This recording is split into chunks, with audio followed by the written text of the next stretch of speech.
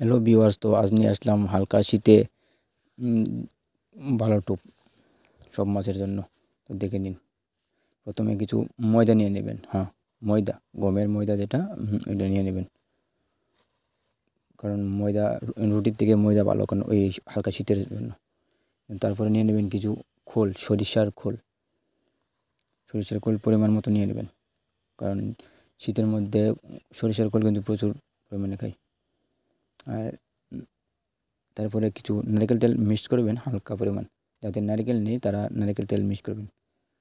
কারণ আমার কাছে নারকেল তেলই রয়েছে, কিন্তু জাস্ট একদম এটা নতুন এনেছিলাম, যার কারণে এই এটা ছিদ্র করতে মনে নেই।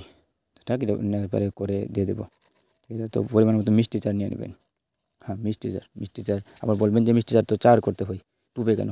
না, এই মিষ্টি চার দিয়ে দেবেন, কারণ ভালো রেজাল্টে ভালো খাবার। আর যারা ভিডিওটি প্রথম দেখছেন, যারা নতুন রয়েছেন চ্যানেলে, প্লিজ চ্যানেলটি সাবস্ক্রাইব করে পাশে থাকবেন এবং লাইক কমেন্ট করে যাবেন, কারণ কমেন্ট করে বলা যাবেন কে ভালো হয়েছে বা খারাপ হয়েছে যেরকমও। কারণ আপনারা লাইক কমেন্টের মাধ্যমে আবার পরবর্তী ভিডিও করার একটা উৎসাহ পাই। কারণ দেখে থাকুন। এগুলো কি কীভাবে চিনবেন? জানাতে এগুলোকে দিচ্ছি, আর এইগুলোই মেন জিনিস। এই যে দেখলাম না, এগুলো মেন জিনিস। এইগুলো হলো আপনার, এর মধ্যে কিছু মুরগের ফিট রয়েছে, তারপরে কিছু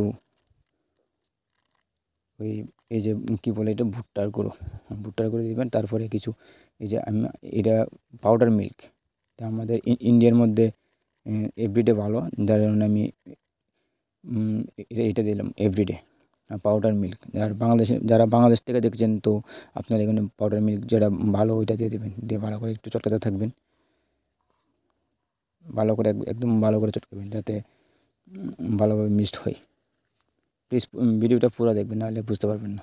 আমি ওই নারকেল তেলটা আবার দেবো, কারণ ওই সময় এটা সিদ্ধ করতে ভুলে গিয়েছিলাম, যার কারণে এখন আবার সিদ্ধ করতেছি। তো দেখতে থাকুন। এই যে দেখুন, পরিমাণ মতো দিবেন। কিন্তু এইটুকু একটা জিনিস লক্ষ্য রাখবেন, মধু বা ঘি এই দুটোর মধ্যে কোনোটি দিবেন না, কারণ দুইটা লাগবে না।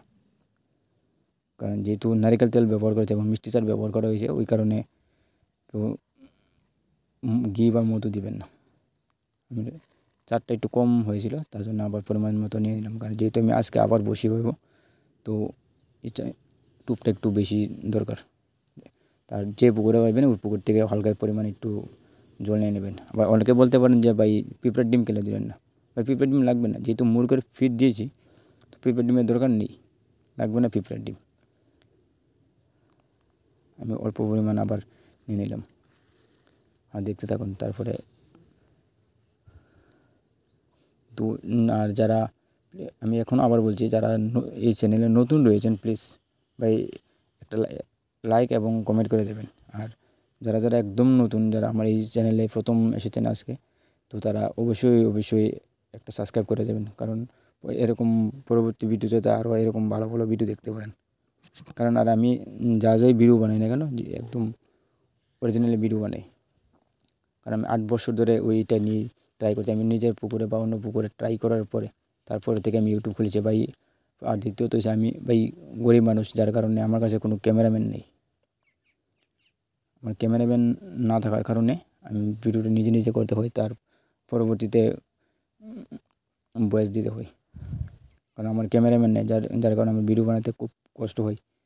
প্লিজ তার জন্য দয়া করে ভাই একটা সাবস্ক্রাইব করে যাবেন। অনেকটা সাবস্ক্রাইব করতে তো ভাই আর টাকা লাগে না, আমি এত কষ্ট করে বানাই।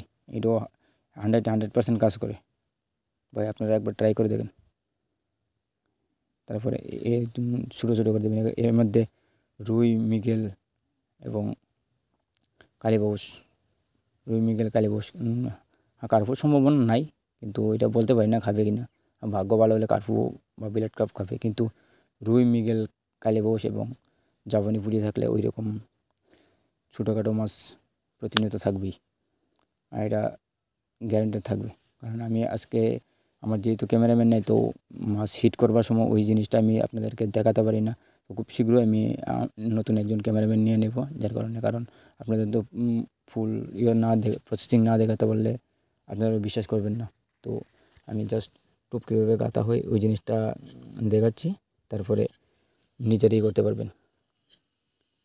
আর দেখেন কত সুন্দর একটি এর লাড্ডু কাটা, কিন্তু আপনার এইভাবে ফেলবেন, কারণ যেহেতু হালকা শীত, আর হালকা শীতে মাছ ছোটো ছোটো খাবার খায়।